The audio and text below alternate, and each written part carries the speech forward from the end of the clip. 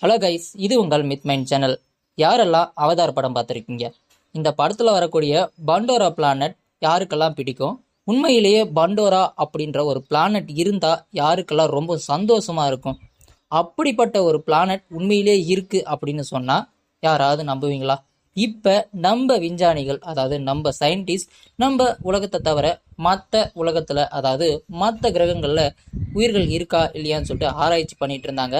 அந்த சமயத்தில் இப்போ K2-18b அப்படின்ற பண்டோரா மாதிரியே, அதாவது எர்த்து மாதிரியே 8 மடங்கு பெரிய ஒரு கிரகத்தை கண்டுபிடிச்சிருக்காங்க. எல்லா விஷயத்தையும் இந்த வீடியோவில் பார்ப்போம். இது வரைக்கும் நம்ம மூவிஸ்லேயோ சினிமாஸ்லேயோ அனிமிஸ்லையும் தான் ஏலியன்ஸையும் ஏலியன்ஸ் வாழக்கூடிய கிரகத்தையும் பார்த்துருக்கோம். ஆனால் இப்போ உண்மையிலேயே அவதார் படம் பார்த்துருக்கீங்களா? ஜேம்ஸ் கேன் உருவாக்குனார் இல்லையா?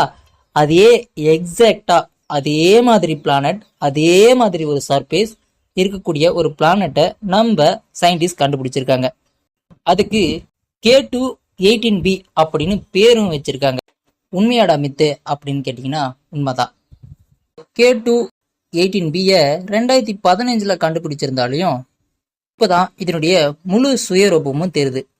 அப்படி என்னடா ஆச்சு அப்படின்னு கேட்டிங்கன்னா, இந்த K2-18b இருக்கு இல்லையா, இது பூமியிலிருந்து 124 லைட் இயர் தொலைவில் இருக்கு.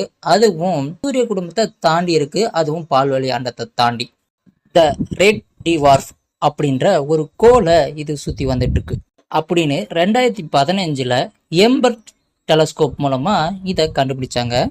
அதுக்கப்புறம் இதை ஆராய்ச்சி செஞ்சதுல ஃபர்ஸ்ட் ஒரு சர்ப்ரைசிங்கான ஒரு விஷயம் நம்ம விஞ்ஞானிகளுக்கு தெரிஞ்சிச்சு.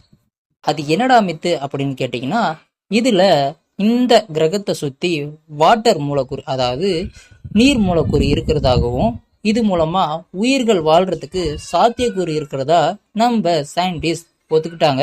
அதுக்கப்புறம் 2015 ஜேம்ஸ் வெப் தொலைநோக்கு இருக்குல்ல, அது மூலமா இந்த கிரகத்துல, அதாவது K2-18b கிரகத்துல மீத்தேன் இருக்கிறதாகவும் கூடவே கார்பன் டை ஆக்சைடு கேஸ் இருக்கிறதாகவும் கண்டுபிடிச்சாங்க. மோஸ்ட்லி கார்பன் டை ஆக்சைடு இருக்கு அப்படின்னாவே அங்க ஆக்சிஜன் இருக்கிறதுக்கான வாய்ப்பு ரொம்பவும் அதிகம் அப்படின்னு நம்ம சயின்டிஸ்ட் ரொம்பவும் நம்பினாங்க. இருந்தாலையும் உயிர்கள் வாழ்றதுக்கு இது மட்டும் போதாது இல்லைங்களா? நமக்கே தெரியும், உயிர்கள் வாழணும் அப்படின்னா தட்பவெப்ப சூழ்நிலைகள், அதே போல தண்ணி இருக்கணும், கூடவே அதுக்கான சூழ்நிலைகள் எல்லாமே இருக்கணும், மினரல்ஸ்ல இருந்து எல்லாமே இருக்கணும். இது எல்லாம் அங்கே இருக்கா அப்படின்றது நமக்கு தெரியாது. ஆனா இப்ப விஞ்ஞானிகள் என்ன சொல்றாங்க அப்படின்னு பாத்தீங்கன்னா, ஏற்கனவே இங்க நீர் மூலக்கூறு இருக்கு, கூடவே கார்பன் டை ஆக்சைடும் இருக்கு, மீத்தேனும் இருக்கு அப்படின்னு சொல்லிட்டு இருந்தாங்க.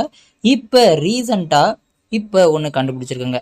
K2-18b கோள்ல உயிர்கள் வாழ்றதுக்கான சாத்தியக்கூறு ரொம்ப அதிகமா இருக்கு அப்படின்னு இப்ப திரும்பவும் நம்ம சயின்டிஸ்ட் முன் வச்சிருக்காங்க. அதுக்கான காரணம் இந்திய வம்சாவளியை சேர்ந்த நிக்கு மதுசூதனன் அப்படின்ற இந்திய வம்சாவளியை சேர்ந்த சயின்டிஸ்ட் கேம்பிரிட்ஜ் பல்கலைக்கழகத்துல வேலை செய்யறாரு. அவர் தலைமையில இந்த K2-18bயை கண்காணிக்கவும் ஆராய்ச்சி செய்யவும் ஒரு குழுவை ஏற்பாடு செஞ்சாங்க. இப்ப அவங்க தான் ஒன்ன கண்டுபிடிச்சிருக்காங்க. இந்த கிரகத்துல டைமெத்தில் சல்ஃபைட்டும் டைமெத்தில் டைசல்ஃபைட்டும் இங்க வெளிமண்டலத்தில் இருக்கிறதாகவும், இது இருந்தாவே உண்மையிலேயே இங்க பிளான்ஸ் வாழும் அப்படின்னு சொல்றாங்க. நிரூபிக்கிற விதமா இங்க ஜேம்ஸ் கம்பிள் இருக்கு இல்லையா, அது மூலமா வந்த சிக்னல்ஸை வச்சு கன்ஃபார்மா இந்த உலகத்துல, அதாவது இந்த கிரகத்துல இருக்கிற மாதிரியே அங்கே K2-18b கிரகத்திலையும் உயிர்கள் வாழும் அப்படின்னு சொல்லிட்டு அவர் அடிச்சு சொல்றாரு. இந்த dimethyl sulphate and dimethyl disulphate இந்த வாயுக்கள் எல்லாமே சாதாரணமா வெளியே போகாதுங்க. இது போனோம் அப்படின்னா ஏதாவது ஒரு வகையான பைட்டோ பிளான்டன், அதாவது பாசி வகையை சேர்ந்த பிளான்ட்ஸ், தாவரங்கள் மட்டும்தான் இந்த வகையான வாயுக்களை வெளியிடும். இதனாலதான் அவரு அடிச்சு சொல்றாரு, இந்த கிரகத்துல உயிர்கள் வாழ்றதுக்கு சாத்தியக்கூறு ரொம்பவும் அதிகமா இருக்கு. இதனால நாங்க திரும்பவும் இங்க K2-18b கிரகத்தை முழுமையா ஆராய்ச்சி செய்ய போறோம். இது என்னதான் நம்ம பால்வெளி அண்டத்துல இருந்து அதிக தூரம் இருந்தாலையும் சூரிய குடும்பத்தை தள்ளி இருந்தாலையும் பூமியை விட 8 மடங்கு பெருசு அப்படின்றதையும் இங்க சுட்டி காட்டுறாரு. ஒரு வழியா இங்க உயிர்கள் வாழ்றதுக்கான ஏத்ததா இருந்தா நாம இங்கிருந்து செவ்வாய் கிரகத்துக்கு போறதுக்கு பதிலா நாம இந்த கிரகத்துக்கு போறது ரொம்பவும் சுலபம் இல்லைனாலையும் இங்க ரொம்பவும் ஏத்ததா இருக்கும் அப்படின்னு எல்லா சயின்டிஸ்டும் இப்ப இந்த கருத்தை முன்வைக்கிறாங்க. நம்மளுடைய மெயின் பாயிண்டேங்க. ஏன்னா ஃபர்ஸ்ட் சொன்ன மாதிரி நம்ம அவதார் படத்துல ஜேம்ஸ் கேன் வெண்டோரா அப்படின்ற ஒரு பிளானட்டை சொல்லிருப்பாரு. அந்த பிளானட் வந்து பூமியோடைய பால்வெளி அண்டம் இருக்கு இல்லைங்களா, அதாவது நம்ம சூரிய குடும்பத்தை அடுத்துதான் ஒரு பிளானட் இருக்கு அப்படின்னு அங்க அந்த மூவில காட்டிருப்பாங்க. அதே மாதிரிதான் இப்ப கண்டுபிடிச்சிருக்கக்கூடிய இந்த K2-18bயும் நம்ம பால்வெளி அண்டத்துடைய வெளியில இருக்கு. அதே போல அவதார் படத்துல அவர் காட்டின அந்த பண்டோரா பிளானட்டும் பூமியை விட குறைஞ்சது ஒரு 8 to 10 மடங்கு பெரிய பிளானட் அப்படின்னும் அந்த மூவில சொல்லிருப்பாரு. அதே போலதான் இங்க கண்டுபிடிச்சிருக்கக்கூடிய இப்ப K2-18bயும் 8.6 மடங்கு பெருசுங்க. இது பூமியை விட 8.6 மடங்கு பெருசு இல்ல. இது ரெண்டும் தற்செயல் அப்படின்னு சொல்லலாம். ஆனா இங்க இன்னொரு விஷயமும் இருக்கு. இந்த பண்டோராவில் சொல்லப்பட்டது என்னன்னா, பூமியை மாதிரி சாதாரணமா வாழ முடியாது. ஏன்னா அங்க இருக்கக்கூடிய சர்ஃபேஸ்ல மீத்தேனும் கார்பன் டை ஆக்சைடும் அதே போல டைமெத்தில் சல்ஃபேட் அந்த மாதிரியான விஷவாயுக்கள் ரொம்ப அதிகமா இருக்கும்.